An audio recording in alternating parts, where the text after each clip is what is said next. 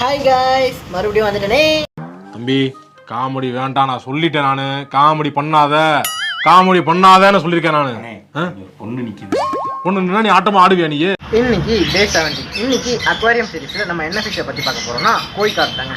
இந்த simple of positivity and good luck ஃபிஷ்ஷுங்க. அப்படின்னா பாசிட்டிவிட்டி ஃபிஷ்ஷுன்னு இந்த வேர்ல்டு ஃபுல்லாக எல்லாருக்குமே தெரியுங்க. செக்கில் ஆட்டின சுத்தமான உருட்டு. ஜப்பானில் தாங்க இது ப்ரீட் பண்ணுறாங்க. ஜப்பானில் இது success and strength and good ஃபார்ச்சூன்னு வேர்ல்டு பூராவே சொல்கிறாங்க. இது ஜப்பானில் மட்டும்தாங்க இது ஃபேமஸ். ரொம்ப ஃபேமஸான ஃபிஷ்னால் ஜப்பானில் மட்டும்தாங்க இது. நிறைய கலர்ஸ் காம்பினேஷனில் கிடைக்குங்க இது. எக்ஸாம்பிளுக்கு ஒயிட்டு, ரெட்டு, ஆரஞ்சு, எல்லோ இப்படின்னு சொல்லிகிட்டே போகலாங்க கலர் காம்பினேஷனை. இந்த ஃபிஷ்ஷு பாண்ட் செட்டப்புக்கு வளர்க்குறது ரொம்ப ஈஸிங்க. அண்டு பாண்டில் கொஞ்சம் குரூப்பாக விட்டால் பார்க்க அவ்வளோ க்யூட்டாக இருக்குங்க இந்த ஃபிஷ்ஷு.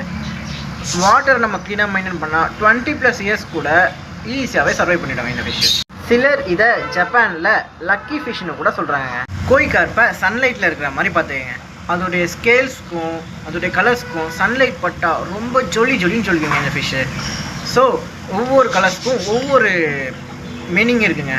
லவ், சக்ஸஸ், வெல்த்ன்னு இப்படி சொல்லிகிட்டே போகலாங்க. ஓகே ஃப்ரெண்ட்ஸ், இந்த மாதிரி நெக்ஸ்ட்டு இன்ட்ரெஸ்டிங்கான விஷயோட நாளைக்கு உங்களை மீட் பண்ணுறேன். பாய்.